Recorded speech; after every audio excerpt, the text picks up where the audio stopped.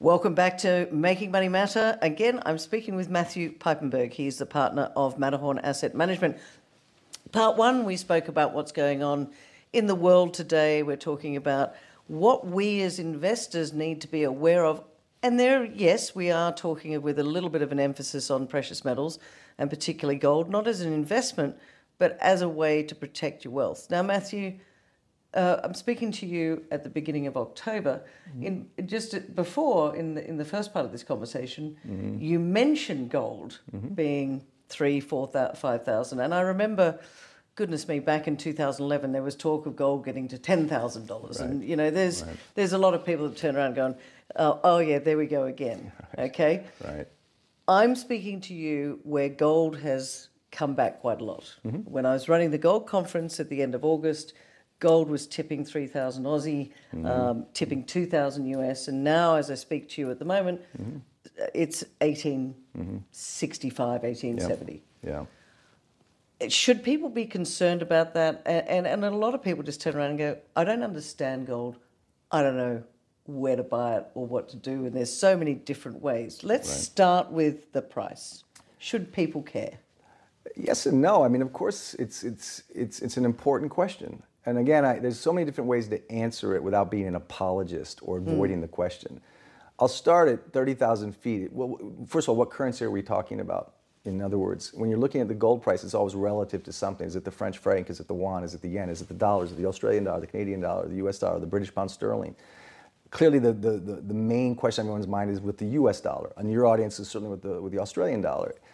It all depends in the short term on interest rates. When interest rates go up, the dollar gets stronger, and that typically is a headwind for gold. And you can have short duration spikes in the dollar, Australian or US, based on central bank policy. That is a headwind for precious metals in that particular currency. Right now, the DXY, the US dollar, because of Powell's higher for longer, some say dumber for longer policy, that's made the US dollar incredibly strong on a relative basis, which pushes the gold price down relatively in US dollar terms. I think at 30,000 feet, and it's not meant to be dismissive because it is an important question. I always go back to something that Egon and I have talked about. When Egon started Matterhorn decades ago, he had just come off, he was the chairman of a FTSE 100 company, he had done very well. He was preserving his own family wealth, his friends' wealth, the partners that he started with, they were just business partners. They were just thinking gold. He was buying gold at 300. Yeah. Is 1,500 or 1,200 or 1,800 not enough for someone who was thinking that far ahead? Our clients, and I don't mean to say that our clients are representative of every client, but I've been here now for 4 years. I don't get phone calls, where's the gold price, from anyone, whether they're in any part of the world. It's not that they don't care, but it's not really the main point, because the way they understand gold, and when you're measuring it against a fiat currency, you're measuring it against something that in some ways is thin air, but it's still the currency of your country, so it's relevant. Yeah. But they don't look at gold as a short duration trade. They look at it as an insurance policy against currencies that are openly dying. That death can go up and down. There can be good days and bad days in the health of a particular currency, relatively speaking. But as Egon has always said, our best friends are central banks. They will continue to print more money to keep the system alive.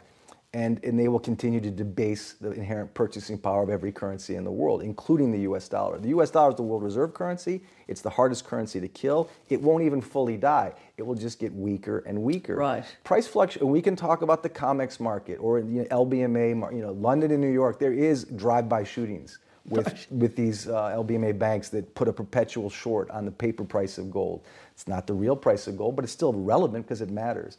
So, but you can't just say price manipulation, although you can. But you can't just say central bank interest rate policy, but you can. Those things all do matter in the short duration. If you're a trader, it can be interesting, it can be crazy. If you're an investor, it's almost just amusing. And I don't want to, again, sound arrogant like I really don't care, but I really don't care. Because I just know that precious metal, that piece of gold is something I value far more than a $20 bill or $100 bill in my wallet or in my checking account or in my portfolio. Because the historical march of time convinces me, it doesn't mean that, again, the end of paper money or the end of the US dollar. I just know it's getting weaker and weaker, despite movements like we're seeing now in the price.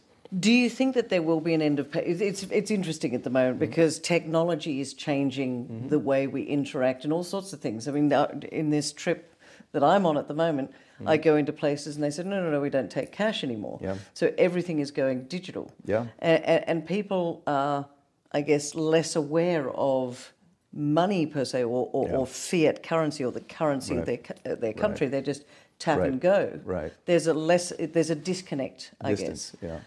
And there's a bigger disconnect with owning gold.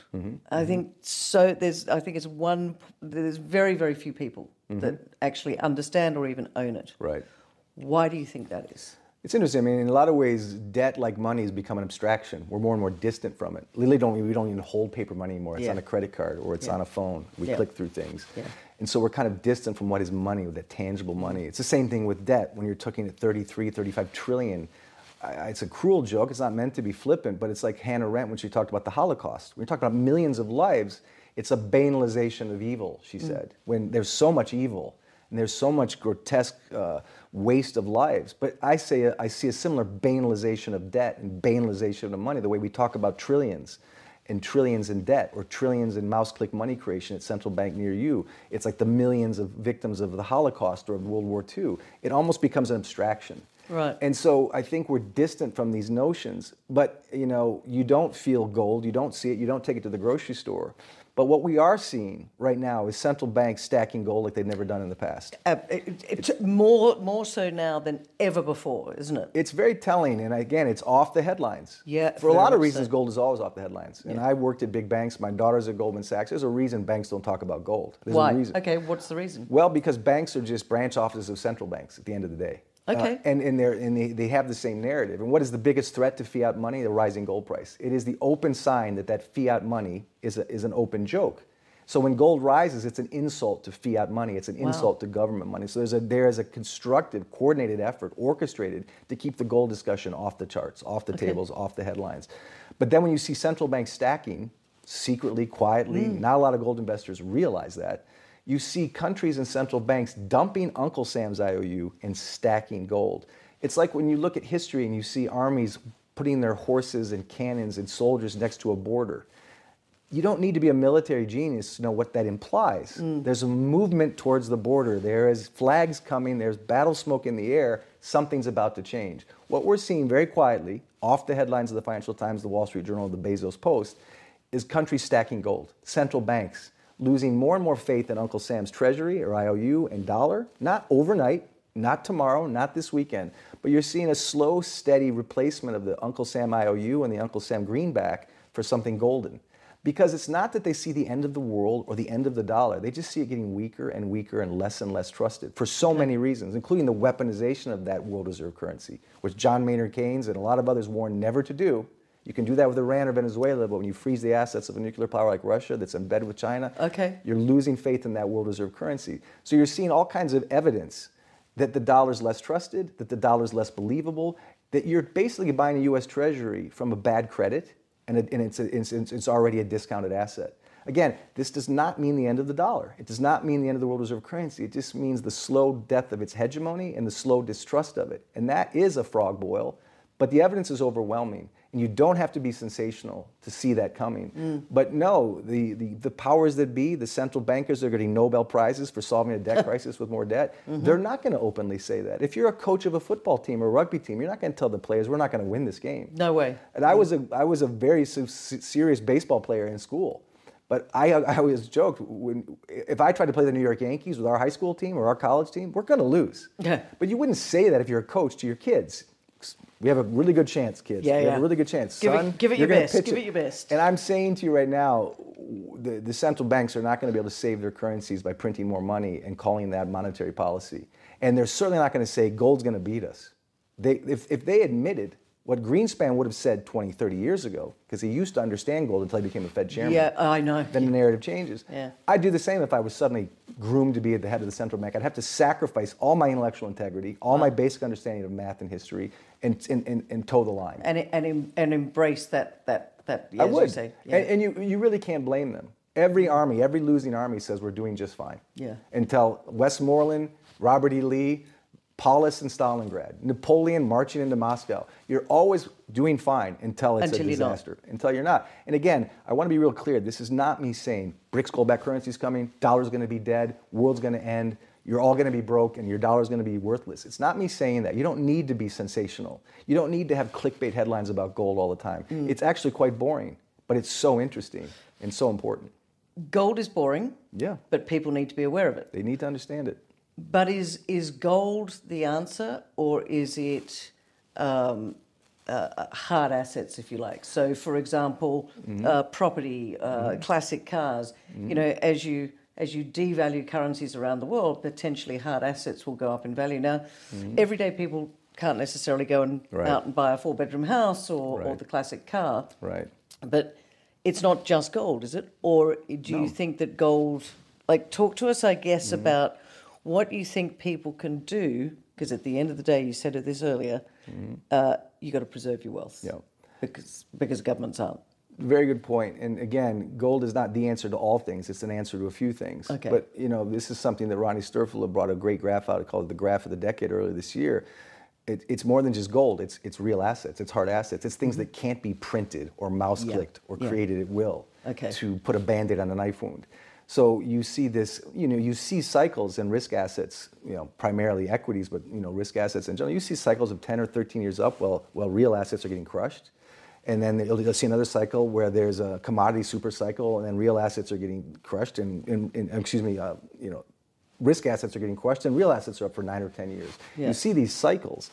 We've had a massive tailwind for risk assets during the zero bond interest rate policy, really since 2008. It's been massive.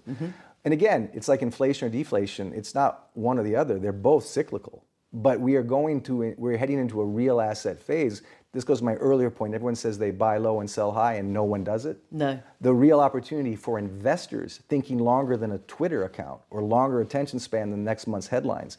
If you're looking at what's cheap right now, what's a valuable asset, it's commodities in general. It's hard assets in general. It's not just gold and silver. And that's why you see the BRICS nations, who are under so much debt in US dollar denominated debt all around the world. One of the reasons they're trying to de-dollarize is they'd rather trade in between themselves in the natural resources and real assets that they've had than be the tail wagging the dog by the US dollar. When those interest rates go up, those debt costs become unpayable for them. They're really in a position where they have to come up with something different. And, you know, again, in Australia, when you have all these natural resources, then you export them out and you don't have them for yourself. That's a risk. You see that. So there is a cycle in real assets, but real assets right now are unloved. They're not making the headlines because Amazon and Google and Titan and all these other things are. Artificial intelligence is the new thing. Crypto might be the new thing. There's all kinds of ways to distract or to seduce, and I'm not mocking them all, but some of them are very dangerous. But again, it's that simple, stupid thing, buy low, sell high. Risk assets are peaking. They're overvalued by every metric, especially PE ratios, and real assets are undervalued. And if you're a long-term investor who has the patience to see the bigger picture, and the stomach for the volatility near term, and the conviction to understand the flow of money and the flow of history and the flow of cycles, like our investors, you're not worried about the daily price of gold or copper or oil. You just know that these real assets matter. And there are so many opportunities in each asset class that you could spend stovepipe in each one, from oil to gold to silver to copper to uranium. Each of them has a very important discussion, but in general, risk assets globally are overvalued, and they're heading towards a moment of implosion, which is going to be triggered by rising rates. Okay. No one, including me or Egon or anyone else, no one knows when. They're already breaking right now. Things are already breaking, so it's not even theoretical. It doesn't require a crystal ball. Just look at the reality. You're going to have to go deeper than the headlines. And again, that's not quacky. There is a concerted effort to ignore these really simple facts, like debt levels, like interest rates. You just said a moment ago, it's already breaking. What's breaking? Well, again, the U.S. sovereign bond market, the German sovereign bond market, the British sovereign bond market, these things, rising rates are crippling government bonds. And so yields are spiking. And then the cost of government debt is getting so high that even the government is broke, just like certain companies are declaring bankruptcy. America will never go broke, or Australia will never go broke, because they can print more money from the central bank. But the irony is this quote-unquote war on inflation is inherently inflationary. That's the thing that no one wants to talk about. If you raise rates and then you raise your debt levels at the same time, the cost of that debt becomes unpayable, so then you have to print more money to pay the debt. You're in a vicious circle. Powell will not win the war on inflation. Inflation is misreported. That's a known secret on Wall Street. But he's actually creating more debt and raising the cost of the debt. He's forcing the Fed at some point, and I don't know when, and I don't care. I just know it's inevitable. They're going to print more money to sustain that debt. That's going to dilute the value of that wine, dilute the value of that currency. And so, to me, the end game is inflationary, even if we have disinflationary or deflationary cycles. If the markets go down, that's disinflationary. But the Fed and the central banks of the world will respond by having to create synthetic liquidity, because money and markets work on liquidity, To me, it's inevitable. Yeah. And then they'll also probably create a Bretton Woods 2.0 or a Great Resets, and they'll blame it on COVID, Putin, little green men from Mars, or global warming. Something. Anything but themselves. Yeah. And again, that's nothing new in history. That's nothing new. You spoke about the Fed and Chairman Powell. He's been in since, I think, 2011. I think Barack Obama was the one that put him in charge. We're now talking 2023. Is he just going to keep going, or is there going to be a changing of the guard at not necessarily Buckingham Palace? It's a good question. I mean, the Fed is the fourth branch of government. Yeah. It should never have even been created, in my opinion, but that's a specious argument now. It is what it is. The central banks are there. They're against the very notion of our Constitution. This is what Hamilton and Jefferson argued about in the 1800s, but I mean, it's here. And if you look at the history of the Fed and how it really came into fruition, it's like a Tom Clancy novel. It's hard to believe that we're even hit this point. You know, we do have these institutions. And just to interrupt you for a moment and talk to you guys and say, go and read the book, The Creature from Jekyll Island by Ed J. Griffin, which is all about the establishment of the Federal Reserve, which was established in 1913. It's a private company. Yeah. I think it pays dividends, doesn't it? Yeah. We're not even entirely sure who its shareholders are. And again, this is Henry Ford, who has there's a lot of scandal behind Henry Ford, but he did say something. Once you understand how banking systems work, there'll be revolution in the streets. So if you actually understood fractional reserve banking or central banking policies or the history of the Fed, you'd be scratching your head. How did this become the most important branch of government in a lot of ways? Unbelievable. The fact that every hedge fund manager, market manager, money manager, or sovereign wealth fund has to hang on the edge of their seat to see what Powell's going to say, what his central bank's going to do with interest rates, that tells you how much power, distorted power, these central banks have. And of course, like any politician, because Fed is political, it's not independent, it is in bed with DC, it is in bed with Congress, it is in bed with our power bankers. The fact that it has that much power is scary, but it has completely distorted natural price discovery. It has created market bubbles and market crashes. It has never predicted a recession accurately in its entire history.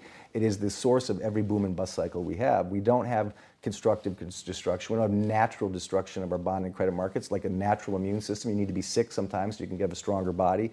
Every time the markets have a sniffle, the Fed injects false liquidity, distorting supply and demand, distorting the currency. And so, again, you could say, but yeah, we're doing okay, Matt. But we're not. We're not doing okay because when the S&P was saved by the Fed in 2008 and 2009, you had a 600% rise in the S&P, but 90% of that wealth went to the top 10% of the U.S. population. That's me. Yeah. That's not even good for me or my quote-unquote kind to have that much wealth disparity because you create social unrest and you create tension, and that is another inevitable result of misguided, drunk-driving central bank policy. For Bernanke, Powell, Greenspan, and Yellen to say, we're just central bankers, guys. We're just trying to control inflation and employment. To ignore the bubble they've created and the wealth transfer they've created, it's appalling. It's frankly criminal, in my opinion. And yet they say that's not us. That's for the politicians. That's for fiscal policy. But that's where we are now. We're just simple central bankers. Yeah, that's absolutely untrue and disingenuous. And to my earlier point, social unrest is always the subsequent thing after inflation. And inflation can be reported at 3.7. When you've got guys like John Williams, it's closer to 12%. We all feel it. We all know it. That's not kooky. That's just what we know. It's great when you can be data dependent when the data isn't even accurate. And again, that may sound like a conspiracy theory. We don't have to get kooky to talk about these things realistically. These are just the unspoken truths that most of us on Wall Street know. Most of us in the gold space that are serious about it already know. Our clients already know. It doesn't require a lot of doom and gloom fear. It doesn't require saying gold is all that will save you and that's all there is and just come to our office and we'll save you. To your point, there are other real assets that are very important. There are other hedges. There are other ways to look at market risk and currency risk besides gold. It's been around for thousands of years for a reason. It'll be around for thousands of years for other reasons. There's a legitimate story about cryptos, and there's legitimate risks about cryptos. There's legitimate headwinds and tailwinds for gold short term, but these things are pretty commonsensical. At the end of the day, it doesn't require a degree in applied math. It doesn't require a lottery ticket on the NASDAQ. It doesn't require going to the Ivy Leagues. It just requires being informed. And I love to inform people. We're running out of time. Let me just, and I'm going to get you back because there's so much more that we can talk about. And I do want to talk about social unrest, but I don't want to scare people. This is not a channel to scare any of you, ladies and gentlemen. This is a channel to keep you informed and aware of what's going on. Matthew, final word to you. Those people out there that are saying, well, how do I protect my wealth? We don't want you to sell your house and your children and go all in gold, but where do you think... What do you think they should be doing right now? And I know that your view is not just don't go all in gold, but, gold should be a part. Sure. But, if you were talking to my audience right now and they're sitting there and they're saying, well, I get what he's saying, but I'm just, Mrs. Smith of wherever or Mr. Smith, what do I do? Well, there's a few things. I mean, obviously, and it sounds Pollyannish. First of all, just get informed on your own. Don't just take what I say or you say or anyone says. Yeah. Whether they're pro-crypto, pro-gold, pro-stock market, pro-Fed, anti-Fed, Get anarchist educated. to total true believer. It's really important to just look at both sides of anything. Yeah. I looked at the other side of gold for a long time. I drank the Wall Street Kool-Aid. I was chasing the IPOs and the hedge funds and the 2 and 20 models and the private equity. I'm not against all that, but look at it holistically. So for one thing, just become informed. Don't just click through YouTube. Okay, he seems smart. I'm going to do this. Right. Challenge me, challenge yourself, challenge your neighbors, challenge your advisor. So for things, it's important. You don't need to be an MBA or a hedge fund manager or a gold executive to understand money, to understand central bank policy, to understand inflation and forces. Just get informed. The other thing I learned in years on Wall Street in the hedge fund space or the allocation space is, well, there are major risks. The 3 major risks are leverage, market timing, and concentration. Those are things that are very seductive. Putting all your eggs in one basket, including gold, very dangerous. Trying to time a market, impossible. Or using leverage or borrowed money to increase your wealth. Those are very dangerous things. We say this flippantly, but it's kind of true. At the end of the day, we all have, well, most of us hopefully have health insurance. We have life insurance if we have children, or we have, home insurance for our best assets, even for our automobiles. You do need insurance for your currency. It can't just be a hedged, option strategy at your local, RIA or some kind of long-short, barrel trade. It is something as simple as an allocation to precious metals, not as a get-rich-quick scheme, but as a constant store of value. So again, whether that's 15% or 20% of your liquid net worth, that's up to you. I don't think it should be 100%. I wouldn't put 100% in anything. I wouldn't put 100% in I don't believe in anything that much. So I mean, but it is a common sense insurance policy for currencies that are openly dying. And again, I don't think that's an apology or an extreme thing to say.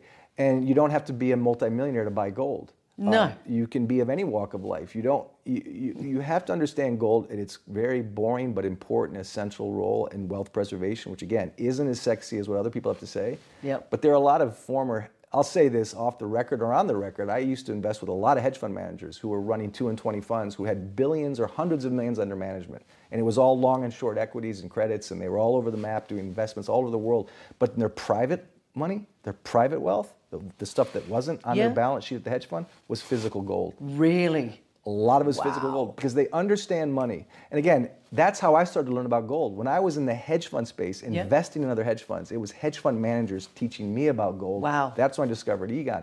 I got educated. So the guys that are selling risk assets, you'd be surprised how many of them have a lot of money in this boring old relic, this barbarous thing called gold. And again, that's not meant to be exaggerated. It doesn't mean I'm going to make you $1 million overnight with gold, because I won't. I'm really trying to protect some of the money that you already have that's at risk, because your central bankers and politicians cannot by nature be honest. They cannot by nature be blunt. They cannot be by nature talk about the austerity to come and the austerity that's necessary to solve this problem. They can't. And will the problem be solved? Who knows? But Matthew, it's been an absolute pleasure having you on Making Money Matter. And here we are in beautiful Zurich in Switzerland. Really thank you for your time.